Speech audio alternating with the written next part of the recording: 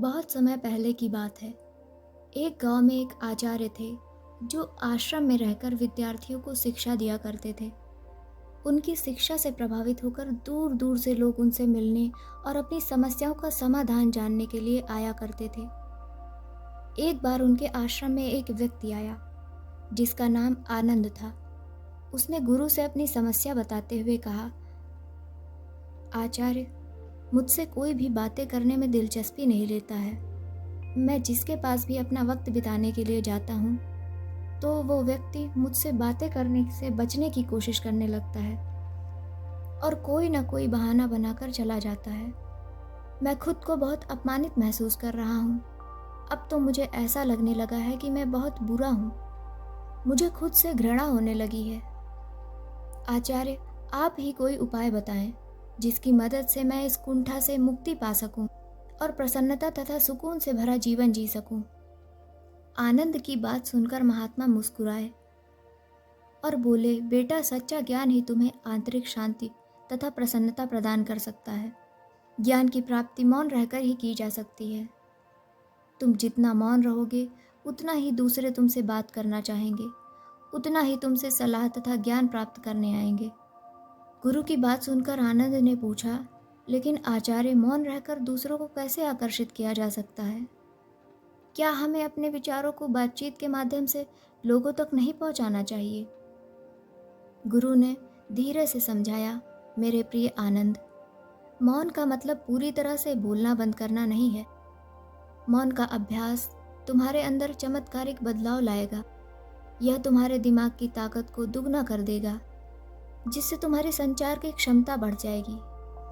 जब तुम मौन हो जाओगे तो तुम दूसरों की बातों को महत्व देकर उनकी बात ध्यान से सुन सकोगे, क्योंकि लोग हमेशा ऐसे व्यक्ति को महत्व देते हैं जो उनकी बातों और समस्याओं को सुने, समझे तथा सही सुझाव दे।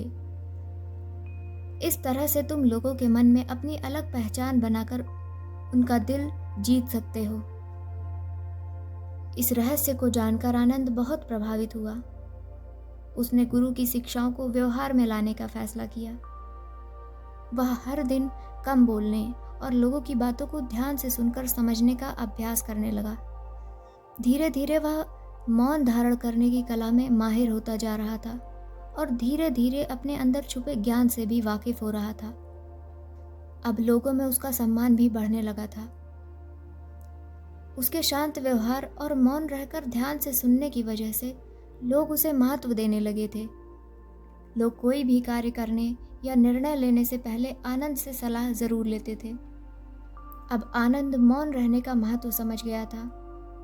वह अपने विचारों की क्षमता का इस्तेमाल लोगों को सही सलाह देने के लिए करने लगा। उसका मौन लोगों के लिए प्रेरणा और मार्गदर्शन का स्रोत बन गया। उसकी प्रसिद्धि दूर दूर तक फैल गई और तब से आनंद को मौन ऋषि के रूप में जाना जाने लगा। उसने बहुत से लोगों को मौन रहने की कला सिखाकर अपने अंदर की शक्ति खोजने में मदद की। दोस्तों, हम एक ऐसी सदी में जी रहे हैं जहां टीवी, म्यूजिक, स्मार्टफोन आदि का बहुत महत्व है। अक्सर आपने बसों, मेट्रो आदि में देखा होगा कि हर कोई हाथ में मोबाइल लेकर बात करने, व्हाट्सएप, फेसबुक चलाने और म्यूजिक सुनने में व्यस्त होता है।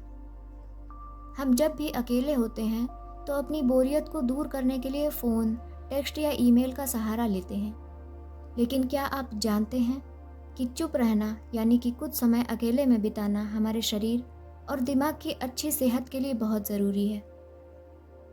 पर आजकल शोरगुल के माहौल में चुप और शांत रहना थोड़ा मुश्किल हो जाता है। लेकिन फिर भी दिन में कुछ समय के लिए चुप रहना ज़रूरी है, क्योंकि चुप रहने का सीधा असर हमारे दिमाग और शरीर पर पड़ता है, जो आपको दिन भर कार्य करने की ऊर्जा देता है। चुप रहना एक ऐसा उपाय है जो केवल हमारे अंदर की दुनिया को ही नहीं, बल्कि बाहरी दुनिया में भी सहायक सिद्ध होता है, क्योंकि चुप रहने से हम न केवल खुद को बल्कि दूसरों को भी प्रभावित करते हैं। चुप रहने से हमारा दिमाग दुगनी तेजी से काम करने लगता है, जो हमें ठीक समय पर सही निर्णय लेने में मदद करता है। विशेषज्ञों ने भी माना है कि चुप रहने से हमारे शरीर में 5 प्रकार के बदलाव होते हैं। तो आइए जानते हैं चुप रहने से होने वाले 5 फायदों के बारे में। पहला, चुप रहने से ऊर्जा की बचत होती है। शारीरिक या मानसिक सभी काम को करने के लिए ऊर्जा की ज़रूरत होती है, क्योंकि बिना ऊर्जा के हम कोई भी कार्य नहीं कर सकते हैं। ज़्यादा बोलने से हमारे शरीर की ऊर्जा व्यय होती है। यदि आप ज़रूरत से ज़्यादा बोलते हैं तो शरीर की ऊर्जा अधिक मात्रा में ख़त्म होने लगती है, जिससे आपको ज़रूरी कामों को करने में समस्या होने लगती है। काम में नीरसता और शरीर में सुस्ती आ जाती है, और चुप रहकर ही इन सभी समस्याओं से बचा जा सकता है। दूसरा फायदा, कार्यक्षमता में वृद्धि होती है। चुप बैठने से शरीर ऊर्जा का उपयोग नई कोशिकाओं को बनाने में लगा देता है, जिससे हमारे दिमाग की वृद्धि को बढ़ावा मिलता है।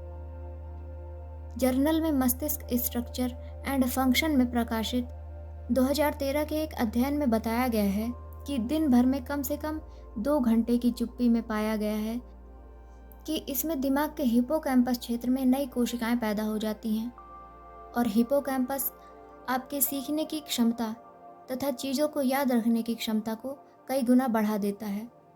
हिपोकैम्पस हमारी भावनाओं को भी कंट्रोल करने में मदद करता है। तीसरा फायदा, तनाव से मुक्ति।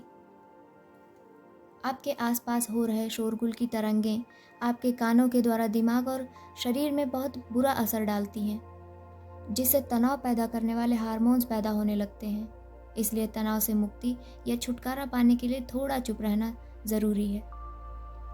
अर्थात चुप रहना आपको तनाव से बाहर लाने के लिए बहुत ज़रूरी है। अगर आप तनाव से परेशान हैं तो 5 मिनट का गहरा मौन आपको अंदर से शांति देगा।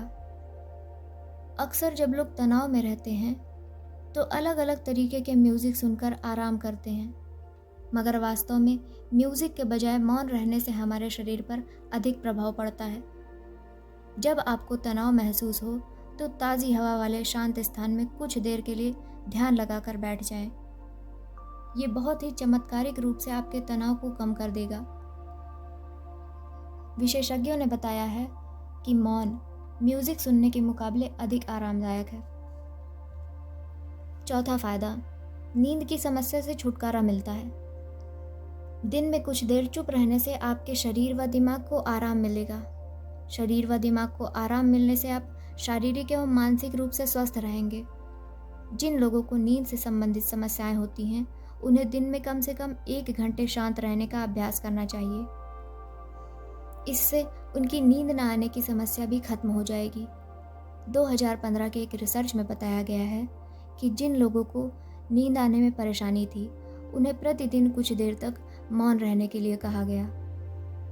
उनके इस छोटे से प्रयास से उनकी नींद भी बेहतर हो गई। 5वां फायदा, चुप रहना हमारे हृदय के लिए भी लाभदायक होता है, क्योंकि ये आपके रक्तचाप और हृदय की दर कम कर देता है। इसके अलावा अगर आप चुप रहेंगे तो रक्त परिसंचरण में भी सुधार होगा, जिससे आपका हृदय भी स्वस्थ रहेगा।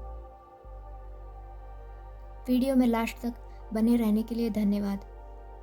उम्मीद है ये वीडियो आपके बहुत काम आएगी।